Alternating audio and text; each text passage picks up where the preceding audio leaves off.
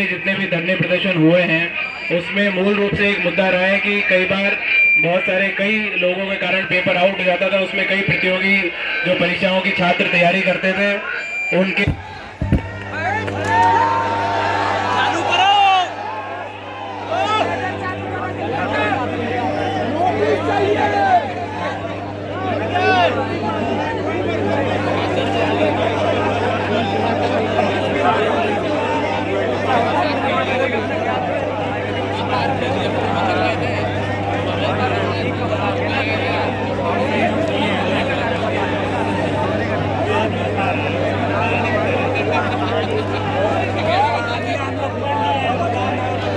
कह रहा था कि उससे पहले जितने भी परीक्षाएं होती थी सबसे पहले हम लोग धरना प्रदर्शन इसलिए करते थे कि अगर कहीं पे पेपर लीक हो गया तो उसमें कई ऐसे प्रतियोगिता परीक्षाओं के छात्र जो अच्छी तैयारी करते थे उनके भविष्य से खिलवाड़ हो जाता था।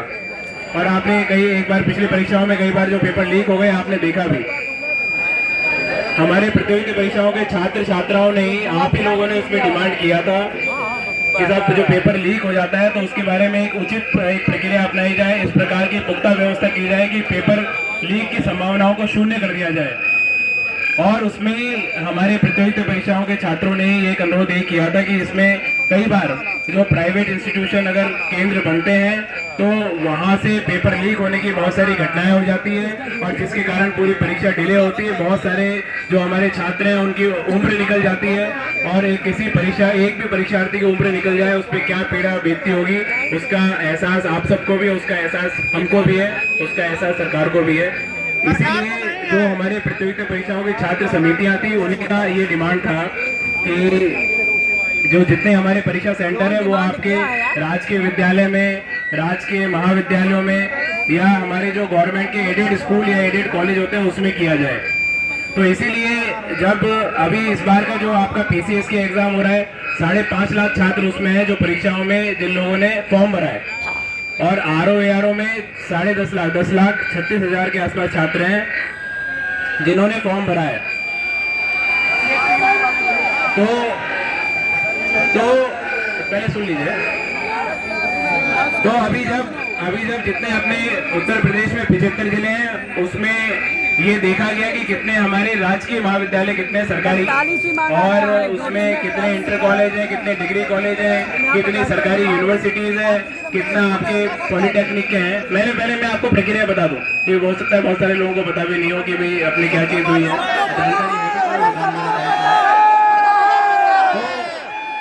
हाँ एक सेकेंड।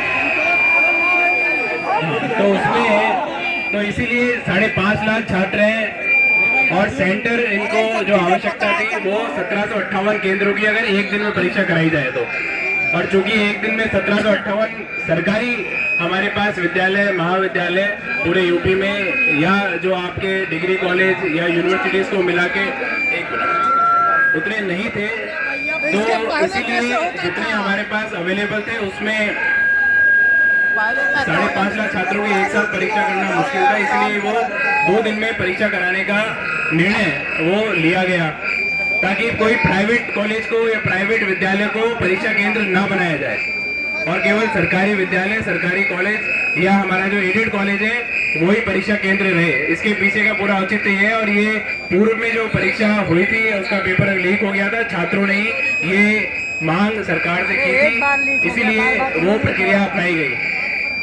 दूसरा जो विषय है नॉर्मलाइजेशन का, चूंकि अगर 2 दिन में एग्जाम होगा तो उसमें पेपर अलग अलग होना ही होना है, इसलिए नॉर्मलाइजेशन की एक बात है। नॉर्मलाइजेशन के संदर्भ एक मिनट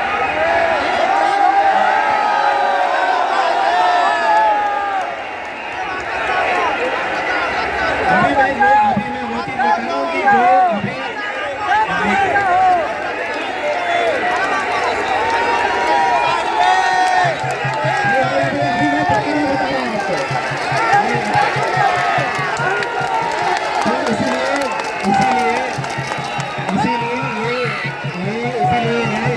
अभी तो ये मैं बोल रहा हूँ जो जीरो में जो आप लोग को बता दिया, मैं कोई नई बात तो बोल नहीं रहा हूँ, ये तो बताइए आप लोगों को। अब जो आज आप एकत्रित हुए हो, आज आप इसलिए एकत्रित हुए हो कि ताकि भाई ये परीक्षा जो है वो 2 दिन में ना करा के 1 दिन में कराई जाए। और दूसरा अगर अगर एक दिन में होगी तो नॉर्मलाइजेशन ना हो, तो इसीलिए हाँ मैं वही बात बोल रहा हूँ, आप सुन लीजिए।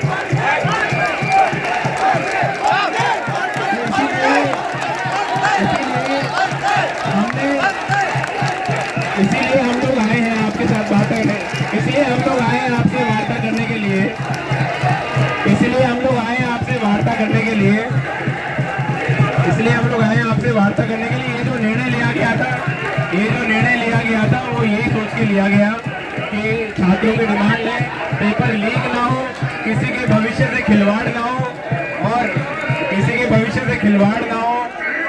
सुन लो, मैं पूरी बात अपनी बात कंप्लीट कर लूँ पहले। तो ये आपने एक बात बोला है, आपने ये बात बोला है, अरे मुझे बोलने दो, मैं अपनी बात को कंप्लीट कर लूँ, मैं कर लूँ फिर तुम्हारी सुनूंगा, फिर तो बोलना। अरे उसका हाँ एक हाँ उसका बताते हैं, एक मिनट। अच्छा इसमें एक सेकंड,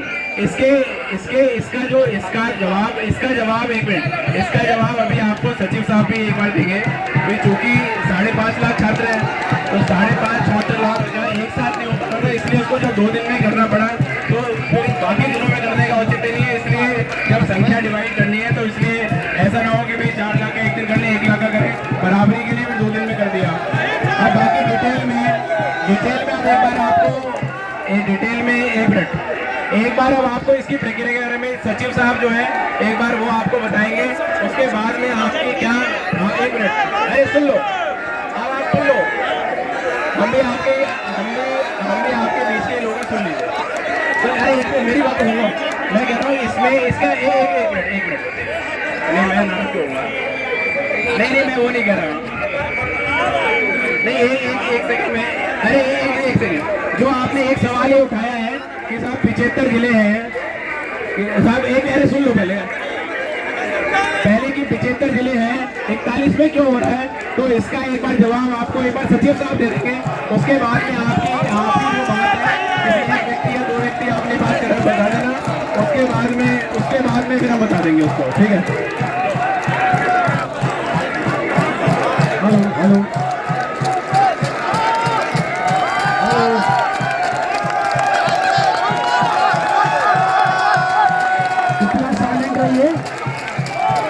आप सब जानते हैं कि आयोग हमेशा छात्रों के हित, अभ्यर्थियों के हित में काम करता है।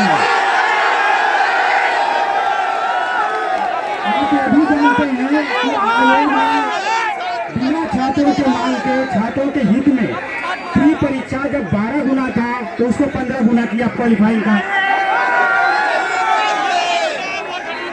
आप ये भी जानते हैं कि सब्जेक्ट के कारण स्केलिंग लागू था, तब भी आयोग ने अपने आप ही छात्रों के हित में सब्जेक्ट को खत्म करके स्केलिंग खत्म किया। आप ये भी जानते हैं कि जब पेपर लीक हुआ था तो आप सब ने यही मांग किया था कि प्राइवेट कॉलेज न रखे जाए और दुरुस्त न बनाया जाए, वहाँ पेपर ज्यादा लीक होते हैं। तो गवर्नमेंट ने सूचिता की दृष्टिगत ही ये शासनादेश लेके आई कि केवल सरकारी ही बनाए जाए और एडेड बनाए जाए। आप सरकारी और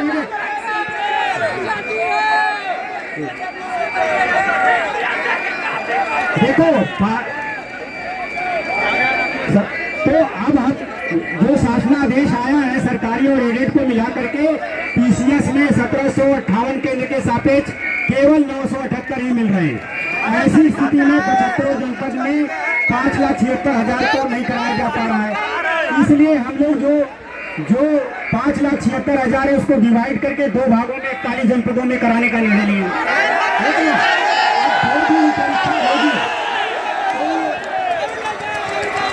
कोई मैकेनिज्म नहीं है कि उसको हम ये कहें कि कौन सा पेपर कठिन है कौन सा सरल है। तो स्टेट के सिद्धांत के अनुसार नॉर्मलाइजेशन हमें लागू करना ही पड़ेगा। तो नॉर्मलाइजेशन के हमारे सिद्धांत से अगर आपको लगता है कि ठीक नहीं है तो आप दे सकते हैं, उस पर और विचार कर सकते हैं। नॉर्मलाइजेशन के बताओ, हम अपने विशेषज्ञों के पास रखेंगे। अगर वो दूसरा जी जो हम नॉर्मलाइजेशन लागू कर रहे हैं वो कंप्यूटर सिस्टम आधारित है, उसमें किसी मामले नहीं है।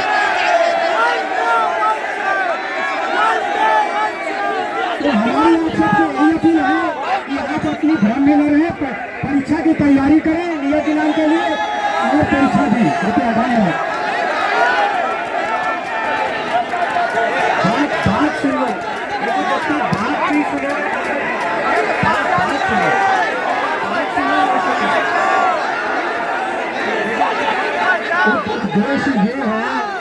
उद्देश्य ये है कि फेयर एग्जामिनेशन होना चाहिए। आप भी ये चाहते हैं कि फेयर हो, हम भी यही चाहते हैं कि फेयर हो। आप देखिए किस कारण से पूर्व में क्या परेशानियां आई, पूर्व में क्या पेपर लीक हुआ, किन सेंटर से लीक हुआ, उस कारण से चेंज किया गया। पहले मेरी बात सुन लो, 2 मिनट की बात सुन लो, 2 मिनट की बात सुन लो। मैं कह रहा हूँ कि सिस्टम आपकी सुनने ही आए हैं, आपकी सुनने ही आए, आपकी सुन के जाएंगे, आपकी सुनते ही जाएंगे, आपकी इस बात सुनने ही आए हैं। यहाँ पे ऐसे सुनने ही आए।